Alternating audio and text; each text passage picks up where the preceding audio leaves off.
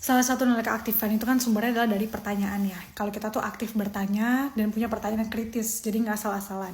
Nah, tapi kalau misalnya udah dengerin penjelasan dosen, tapi tetap nggak tahu nih mau nanya apa, sini aku kasih tahu gimana caranya buat pertanyaan yang kritis dan menarik untuk dosen saat sedang mendengarkan materi di kelas. Tonton video ini sampai habis ya. Pertama, seperti biasa kita menggunakan awalan pertanyaan yang sangat mainstream, yang sering banget digunakan untuk pertanyaan deskripsi, yaitu adalah kata tanya mengapa. Mengapa itu tuh adalah pertanyaan yang mempertanyakan tentang asal muasal sesuatu atau sebab terjadinya sesuatu atau kok bisa gitu ya, mengapa bisa terjadi, alasan terjadinya sesuatu. Nah, kalau misalnya di kelas dosen kalian itu menjelaskan teori atau misalnya menjelaskan rumus atau misalnya menjelaskan suatu contoh kejadian, kalian tinggal bertanya aja mengapa hal itu bisa terjadi, apa yang menjadi alasannya, mengapa fenomena itu bisa muncul. Atau misalnya kalian kepikiran sesuatu kayak, oh iya, kok bisa ya itu terjadi? Kok bisa ya dia kepikiran kayak gitu? Kok bisa ya seorang ahli mikirnya seperti itu dan sepanjang itu gitu? Ya udah, keluarkanlah kata tanya mengapa. Itu yang pertama. Yang kedua, menggunakan case study. Jadi kalau misalnya nih dosen kalian lagi menjelaskan tentang teori tertentu, tentang kasus tertentu, tentang undang-undang, tentang peraturan terbaru atau apapun lah gitu ya yang sedang dijelaskan soal materi kuliah. Pertanyaan yang bisa kalian gunakan adalah berikan kasus tertentu. Contohnya misalnya lagi menjelaskan tentang, misalnya anak HI nih ya, anak HI lagi menjelaskan tentang Paris Agreement misalnya. Nah, terus di Paris Agreement itu kan ada beberapa kesepakatan ya dalam poin-poinnya. Terus kalian tanya aja, kalau misalnya kesepakatan ini tidak tercapai di tahun sekian gitu, apakah ada konsekuensinya gitu.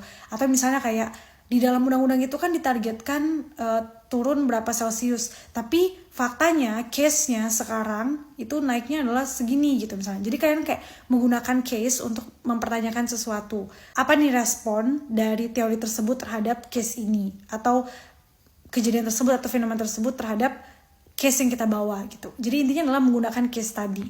Atau misalnya kayak misalkan anak hukum, kalian bisa menggunakan kayak kasus siapa yang lagi naik sekarang, misalnya kasus pencemaran nama baik, atau misalnya kasus apa gitu. Nah, kalian bisa bawa kasus itu untuk dianalisis atau dipertanyakan dalam pertanyaan kalian ke dosen gitu. Dan cara ketiga itu adalah dengan mempertanyakan suatu hubungan.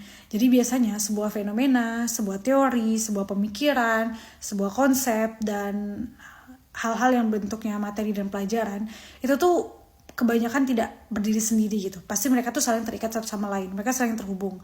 Misalnya fenomena perubahan iklim itu terhubung dengan misalnya global warming, terhubung dengan sampah plastik, terhubung dengan pola hidup bersih dan sehat gitu kan. Nah, konsep-konsep yang terhubung satu sama lain ini kalian bisa pertanyakan gitu dalam materi yang sedang dijelaskan sama dosen. Jadi misalnya dosen jelasin tentang apa, kalian mulai berpikir lah kira-kira ini tuh relate sama materi apa ya, kira-kira ini relate sama pemikiran apa ya, konsep apa ya, teori apa ya gitu. Terus kalian tanyakan gitu apa hubungannya, atau misalnya benar nggak sih pemikiran kayak gini. Kalau misalnya saya punya pemikiran kayak gini Pak, ternyata ini tuh disebabkan sama ini, kita bisa bilang seperti itu nggak sih Pak gitu. Jadi kayak kerelatan antar materi itu bisa kalian pertanyakan langsung dengan dosennya, dengan ahlinya yang mengetahui apakah itu tuh emang ada relate-nya atau itu hanya pemikiran kita aja gitu. Dan it's okay banget guys untuk mengklarifikasi suatu pemikiran di dalam kelas, karena ya emang tujuan kalian di dalam kelas kan adalah belajar kan. Jadi gak semua pertanyaan tuh harus benar gitu loh. Pertanyaan-pertanyaan bodoh juga it's okay untuk ditanyakan, as long as kalian tuh mempertanyaannya tuh dengan dasar gitu, gak yang kayak asbun aja gitu deh. Semoga ini bisa menjawab pertanyaan kamu ya. Semangat untuk aktif di kelas.